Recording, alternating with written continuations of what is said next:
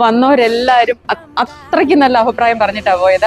ഇന്നത്തെ കല്യാണ സദ്യയിലേക്ക് എല്ലാവർക്കും സ്വാഗതം. കല്യാണ സദ്യയുടെ കറികളെ കുറിച്ചും പായസത്തിനെ കുറിച്ചും ഒക്കെ ഞാൻ ഒരുപാട് സംസാരിച്ചിട്ടുണ്ട്.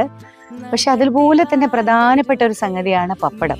തിരുവിതാംകൂർ സദ്യയിൽ നമ്മൾ എപ്പോഴും വലിയ സൈസ് പപ്പടമാണ് വിളമ്പാറുള്ളത്. അതുകൊണ്ട് തന്നെ ലാസ്റ്റ് പായസം കഴിക്കുന്നവർക്ക് വരെ ഈ പപ്പടം ഉപയോഗിക്കാൻ പറ്റും.